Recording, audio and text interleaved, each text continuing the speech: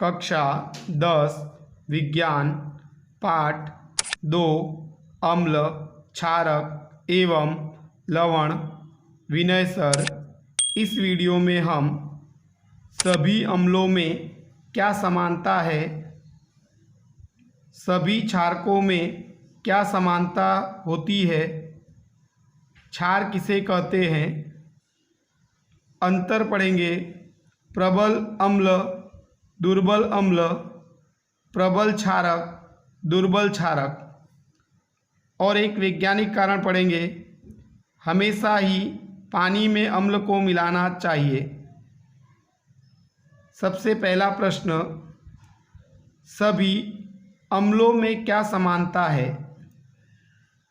पहला पॉइंट, सभी अम्लों को पानी में मिलाने पर H+ आयन यानी कि हाइड्रोजन आयन उत्पन्न होता है।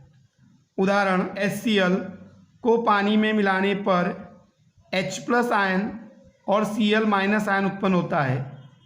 इसका अर्थ ये हुआ कि HCl को पानी में मिलाने पर H+ आयन उत्पन्न होता है, इसलिए HCl अम्ल है, इसलिए इसका नाम हाइड्रोक्लोरिक अम्ल है।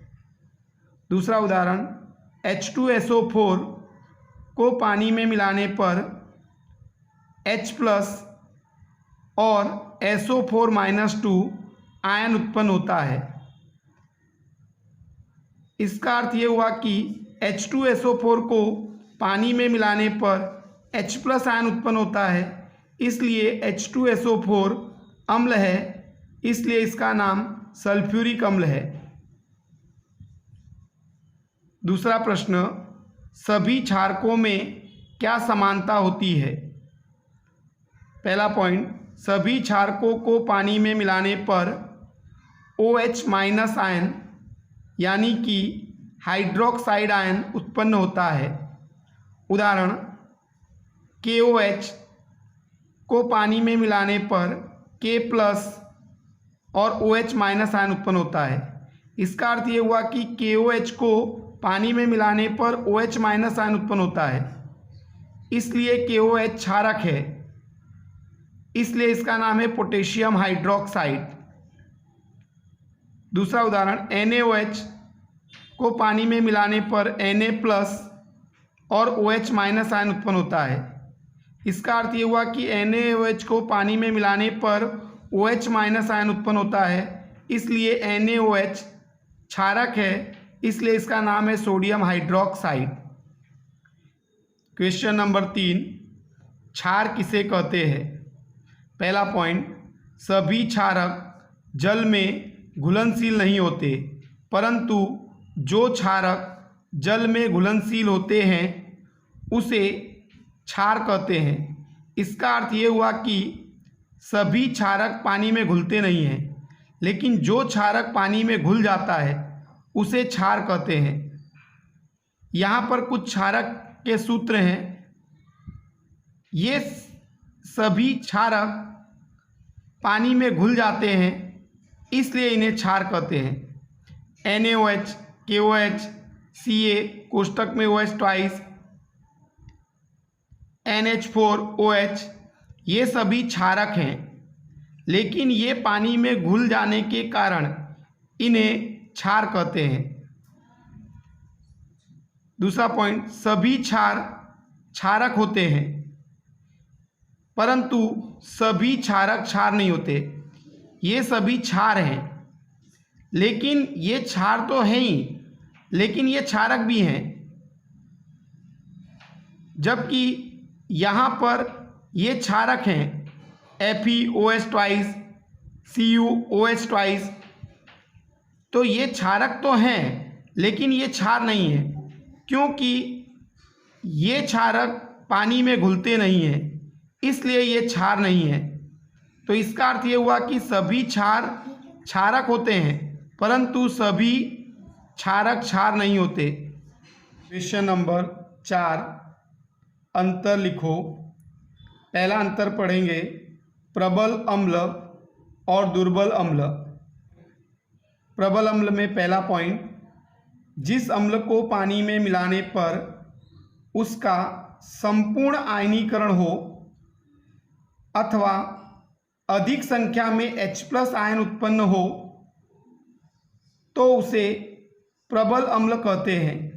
जैसा इसके पहले हमने उदाहरण में देखा था कि HCl अम्ल है, उसको जब पानी में मिलाते हैं तो H+ आयन उत्पन्न होता है। तो जिस अम्ल को पानी में मिलाने पर वो पूरा का पूरा आयन में बदल जाए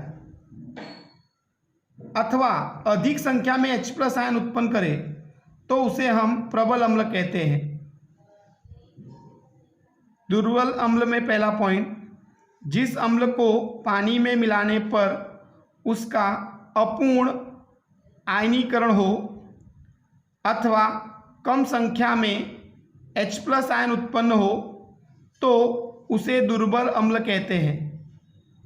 इसका अर्थ ये हुआ कि कुछ अम्ल ऐसे भी हैं जिनको पानी में मिलाओ तो उनका संपूर्ण आयनीकरण नहीं होता, यानी पूरा का पूरा आयन नहीं बनता है, अथवा कम संख्या में H+ आयन उत्पन्न होते हैं, इसलिए उसे दुर्बल अम्ल कहते हैं। प्रबल अम्ल के उदाहरण HCl, हाइड्रोक्लोरिक अम्ल, HNO3, नाइट्रिक अम्ल, H2SO4, सल्फ्यूरिक अम्ल। दुर्बल अम्ल के उदाहरण एसिटिक अम्ल, टार्ट्रिक अम्ल, साइट्रिक अम्ल, ऑक्जेलिक अम्ल। दूसरा अंतर, प्रबल क्षारक और दुर्बल क्षारक। प्रबल क्षारक में पहला पॉइंट, जिस क्षारक को पानी में मिलाने पर उसका संपूर्ण आयनीकरण हो अथवा अधिक संख्या में OH- आयन उत्पन्न हो तो उसे प्रबल क्षारक कहते हैं। जैसा इसके पहले हमने पढ़ा था, KOH क्षारक है जिसको पानी में मिलाने पर OH- आयन उत्पन्न होता है। अगर KOH को पानी में मिलाने पर संपूर्ण आयनीकरण हो जाए, पूरा का पूरा आयन बन जाए अथवा अधिक संख्या में OH- आयन उत्पन्न करे तो इसे हम प्रबल क्षारक कहते हैं।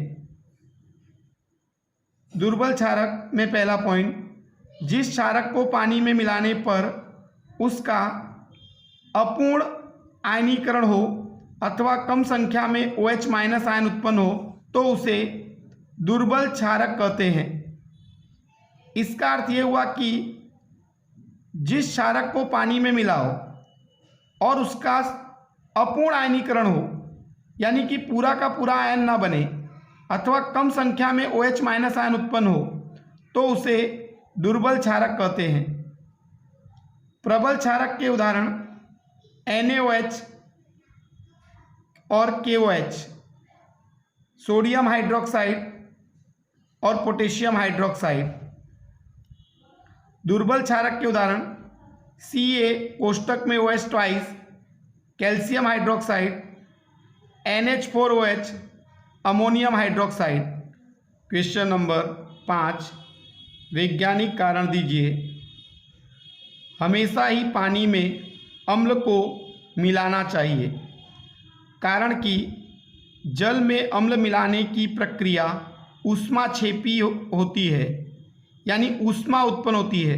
जब जल में आप अम्ल को मिलाते हो, अम्ल यानी एसिड, तो ऊष्मा उत्पन्न होती है, इसलिए उसे ऊष्माक्षेपी अभिक्रिया कहते हैं। इसलिए अम्ल को धीरे धीरे पानी को हिलाते हुए पानी में मिलाना चाहिए। यदि आप अम्ल में पानी को मिलाने पर उत्पन्न हुई ऊष्मा के कारण मिश्रण उछलकर बाहर आ सकता है और हम जल सकते हैं, अथवा अधिक ऊष्मा उत्पन्न होने के कारण कांच का साधन टूट भी सकता है। इसलिए हमें हमेशा पानी में अम्ल को धीरे धीरे पानी को हिलाते हुए मिलाना चाहिए, लेकिन कभी भी अम्ल में पानी को नहीं मिलाना चाहिए, कारण कि ऊष्मा उत्पन्न होती है जिसके कारण यह कांच का साधन टूट सकता है अथवा यह मिश्रण उछलकर बाहर आ सकता है जिससे हम जल सकते हैं। इसलिए हमेशा ही पानी में अम्ल को मिलाना चाहिए, कभी भी अम्ल में पानी को नहीं मिलाना चाहिए। Thank you.